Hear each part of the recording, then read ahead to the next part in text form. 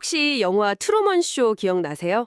주인공이 평생 살아온 자기 세상 전체가 사실은 거대한 리얼리티 쇼였다는 걸 깨닫잖아요. 아, 네네. 정말 충격적인 반전이죠. 만약 우리가 아는 현실, 내 친구, 내 가족, 심지어 이 우주의 물리 법칙까지도 사실 우리에게 보여지는 모습일 뿐이라면 어떨까요? 생각만 해도 좀 아찔한데요. 그렇죠. 오늘 우리가 바로 그 지점을 파고들어 보려고 합니다. 프랑스 철학자 캉텍 메이야스의 사변적 실제론을 중심으로 우리가 과연 인가의 경험을 넘어서는 진짜 세계에 대해 무언가 알 수 있는지 아주 도발적인 탐구를 시작해 보겠습니다. 네, 거의 모든 철학자들이 포기했던 시도에 정면으로 도전한 셈이죠. 맞습니다. 오늘 청취자께서 보내주신 자료들을 바탕으로 우리가 당연하게 여기는 현실의 기반이 얼마나 불안정할 수 있는지 그 통찰을 함께 얻어보시죠. 자, 그럼 먼저 이 상관주의라는 철학적 감옥이 대체 뭔지부터 한번 살펴보겠습니다. 이 감옥의 설계자를 굳이 꼽자면 철학의 거인 임마누엘 칸트라고 할 수 있습니다. 아, 칸트요? 네, 칸트가 이런 비유를 든 셈이에요. 우리 모두는 태어날 때부터 벗을 수 없는 안경을 쓰고 세상을 본다. 아, 그 유명한 비유군요. 네, 이 안경에는 시간, 공간, 인과율 같은 렌즈가 끼워져 있어서 우리는 이 렌즈를 통해서만 세상을 인식할 수 있다는 거죠. 그러니까 우리는 안경을 통해서만 세상을 볼 수 있고 정작 그 안경을 벗었을 때 맨눈으로 보는 세상이 어떤 모습인지는 절대 알 수 없다 이 말이네요. 바로 그겁니다. 그 안경 너머의 진짜 세상을 칸트는 물차체라고 불렀고요. 물리차체. 네, 그리고 칸트 이후 이르 거의 모든 철학자들이 이 주장을 받아들였어요. 어차피 안경 너머는 알 수 없으니까 괜히 헛수고 하지 말고 우리가 쓰고 있는 이 안경의 성능이나 잘 연구하자. 이렇게 된 거죠. 아, 세계 그 자체가 아니라 세계와 우리 인식 사이의 관계, 즉 상관관계에만 집중하게 된 거군요. 맞습니다.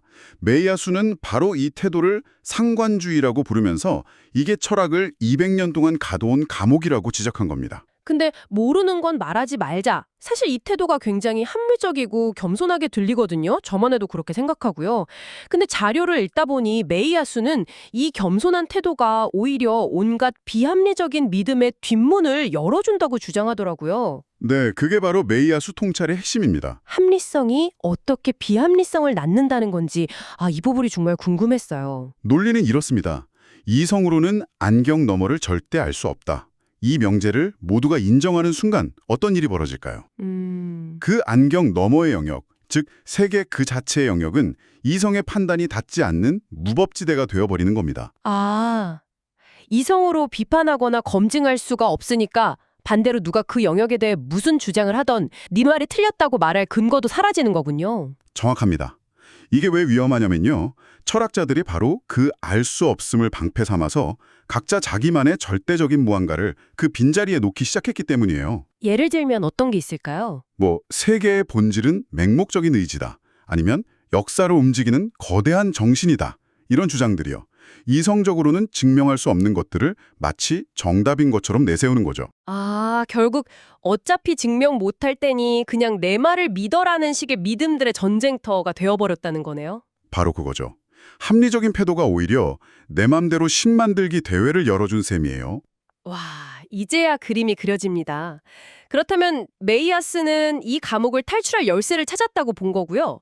대체 뭘까요? 인간의 한계를 넘어서서 세계 자체에 대해 알 수 있는 게 있다는 건가요? 네. 메이야수는 우리가 쓰고 있는 그 안경의 존재 자체에서 역설적으로 안경 너머의 세상에 대한 단서를 찾을 수 있다고 말합니다. 오, 그가 발견했다고 주장하는 단 하나의 절대적인 진실. 그게 바로 이 세계의 모든 것은 아무런 이유 없이 존재한다는 사실입니다. 모든 것이 아무 이유 없이 존재한다고요? 네.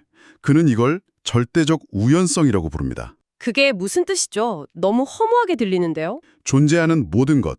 그러니까 저와 당신, 이 행성, 우주의 물리 법칙까지도 그냥 지금 그렇게 존재할 뿐이라는 겁니다. 반드시 그렇게 존재해야만 하는 필연적인 이유는 전혀 없다는 뜻이죠. 그렇다는 건 네, 어떤 것이든 언제든지 예고 없이 사라지거나 우리가 상상도 못했던 완전히 다른 것으로 변할 수 있다는 거죠. 마치 게임 운영자가 갑자기 오늘부터 중력 법칙을 삭제하고 새로운 물리 법칙을 적용합니다 라고 말하는 것처럼요. 바로 그겁니다. 심지어 장르까지 바꾸는 거죠. 어제까지 현실 시뮬레이션 게임이었는데 오늘부터 판타지 RPG가 되는 겁니다. 와, 그 정도로 근본적인 변화가 아무런 이유 없이 가능하다는 게 핵심이에요. 그리고 바로 이 언제든 바뀔 수 있음이라는 속성, 이 우연성이야말로 우리가 안경을 벗지 않고도 알 수 있는 안경 너머 세계의 유일한 진리라고 주장하는 겁니다. 잠깐만요. 여기서 저항감이 좀 드는데요.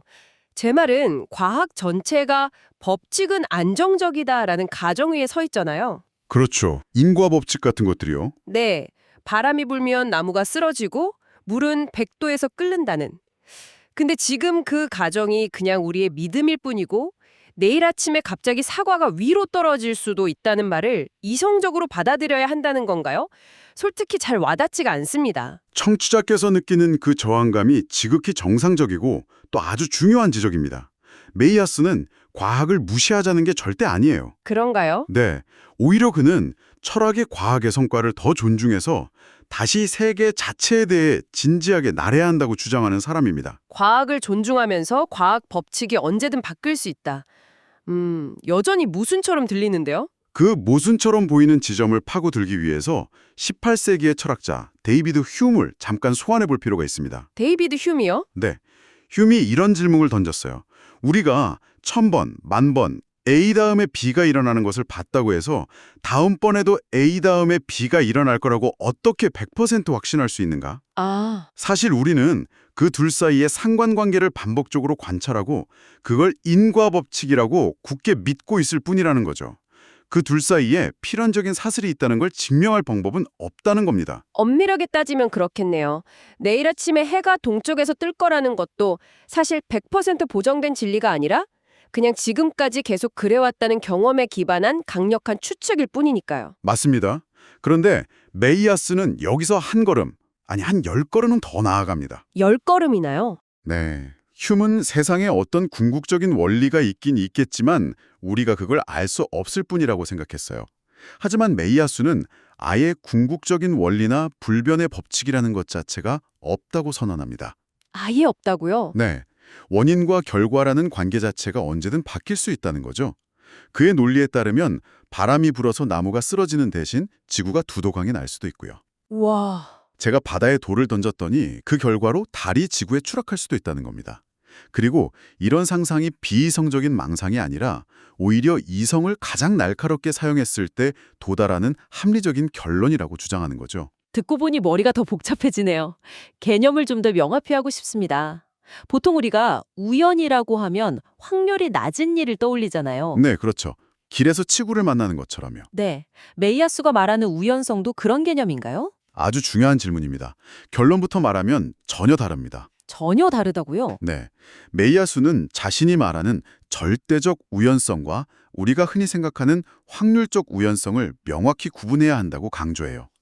방금 말씀하신 확률적 우연성은 가능성의 총체를 전제로 하거든요. 가능성의 총체요? 네, 주사위를 던질 때 1부터 6까지 나올 수 있다는 전체 경우의 수가 정해져 있고 그 안에서 특정 숫자가 나올 확률이 낮은 걸 우연이라고 부르잖아요. 그렇다면 절대적 우연성은 그 가능성의 총체, 즉 정해진 경우의 수라는 것 자체를 부정하는 건가요? 바로 그겁니다.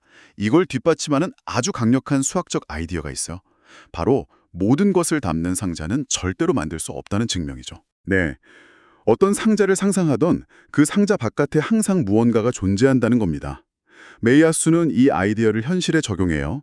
우리가 가능한 모든 일을 상상해서 하나의 거대한 목록을 만들어도 그 목록 바깥의 일이 언제든 일어날 수 있다는 거죠. 아, 그러니까 우주에는 정해진 규칙이라는 상자 자체가 없다는 뜻이군요. 맞습니다. 주사위 던지기로 다시 비유하자면요. 이건 1부터 6까지 숫자가 나오는 게임이 아니에요. 그럼요. 누군가 주사위를 던졌는데 갑자기 주사위가 고양이로 변하거나 아예 주사위 던지기라는 게임이 자체가 사라지고 카드 게임이 시작될 수도 있다는 말입니다. 와, 게임의 규칙 자체가 우연의 대상이 되는 거네요? 완벽한 이해입니다. 세계는 정해진 규칙 안에서 다른 결과가 나오는 게임이 아니에요. 우주는 언제든 주사위 던지기 게임 자체를 멈추고 완전히 다른 게임을 시작할 수 있습니다. 이게 바로 절대적 우연성의 진짜 의미입니다. 정말 충격적인 발상이네요. 자, 그럼 정리해 보겠습니다. 200년간 철학을 가둬온 상관주의라는 감옥에 맞서서 메이야수는 이성을 통해 그 너머를 알 수 있는 단 하나의 사실을 찾아냈다고 주장합니다. 네, 그렇죠. 바로 세계의 근본 속성이 안정적인 법칙이 아니라 어떤 법칙이든 아무 이유 없이 바뀔 수 있는 절대적 우연성 그 자체라는 것이죠. 이건 철학이 다시 세계 그 자체에 대해 말할 수 있는 길을 열었다는 점에서 아주 도발적인 탈출 시도라고 할 수 있겠네요. 맞습니다. 상관주의라는 틀에 갇혀있던 철학에게 이성이라는 도구만으로 그 감옥벽에 작은 구멍을 낼 수 있다고 선언한 셈이죠. 물론 메이야수의 주장에 대한 비판도 만만치 않습니다. 아, 어떤 비판들이 있을까요? 가장 근본적인 비판은 이겁니다. 어쩌면 그가 수학적 사유를 통해 통찰했다는 이 절대적 우연성이라는 개념마저도 결국 우리가 쓰고 있는 인간이라는 안경을 통해 굴절되어 나타난 또 하나의 생각에 불과한 것 아니냐는 거죠. 아, 결국 메이야수가 찾았다는 비상구 역시 감옥 벽에 정교하게 그려진 그림일 뿐 우리는 여전히 감옥 안에 갇혀 있는 것일지도 모릅니다. 와, 탈출에 성공했다고 생각했는데 눈을 떠보니 여전히 감옥 안일 수 있다는 거군요. 정말 끝이 없는 이야기네요. 그렇죠. 하지만 적어도 그 탈출 가능성에 대해 이렇게 과감하게 논쟁을 시작했다는 것만으로도 메이야수의 시도는 충분히 의미가 있습니다. 철학에 새로운 활력을 불어넣었으니까요. 그렇군요. 여기서 청취자 여러분께 마지막으로 생각해 볼 거리를 하나 던져드리고 싶습니다. 네, 뭘까요? 메이야수의 생각이 맞다고 한번 가정해 봅시다. 이 세계에 불변의 법칙이란 없고 모든 것이 절대적으로 우연하다고 상상해 보세요. 그렇다면 매 순간 아무런 이유 없이 세상의 근본 규칙이 바뀔 수 있는 현실을 살아간다는 것은 우리에게 어떤 의미일까요? 어쩌면 우리가 당연하게 여기는 사랑, 우정, 윤리 같은 가치들마저도 내일이면 아무 의미 없는 것이 되어버릴 수 있는 세계입니다. 여러분의 내일은 과연 오늘과 같은 법칙 아래에 있을 것이라고 어떻게 확신할 수 있을까요?